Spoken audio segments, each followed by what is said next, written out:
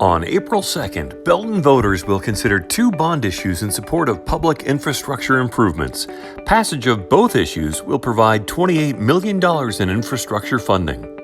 Proposition S will allow the city to issue general obligation bonds in the amount of $14.25 million to improve the city's storm sewer system. Proposition R will allow the city to issue $13.75 million to maintain the city's streets and roads. While this sounds like a lot of money, and it is, this is just a drop in the bucket to begin addressing Belton's infrastructure needs.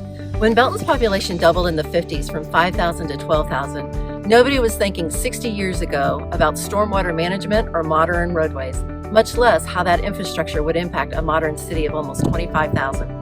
They were thinking about building housing for members of the military with quick access to Richards Gebaur Air Force Base.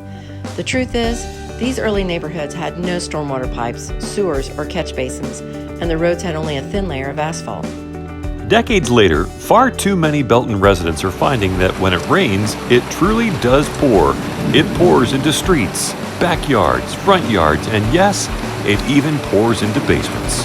In 2012, Belton residents participated in a stormwater master planning process, helping the city identify 7 high-priority projects. 2 have been completed, but 5 shown here remain and would receive immediate attention if Proposition S passes. But storm sewers are just part of Belton's infrastructure problem. The city's roads are also in dire need of repair and maintenance. Belton's growing population has led to more cars and trucks taking a toll on our roads. Potholes and sinkholes endanger the public and damage vehicles. A recent audit of Belton's roads gave the city an overall poor rating, the lowest among metro area cities. The city's nationally accredited Public Works Department is working with Stantec Consulting Services to develop a street master plan that prioritizes projects for the city's 265 lane miles of road, many of which were built back in the 1950s, with roads in Old Town Belton dating back over 150 years. Stantec is in the process of creating a database of every street in Belton using data points from surveys, curb and gutter assessments, and ground-penetrating radar testing. The information will prioritize road projects to ensure the city spends public dollars wisely. The reality is that both Belton's storm sewers and streets are in desperate need of improvement and upgrades. And when weighing each potential bond issue, the City Council could not prioritize one over the other, as both are needed, and that is why both questions are on the April 2nd ballot. If voters approve both Prop S and Prop R, the average Belton homeowner will pay about $5 a month, or 17 cents a day.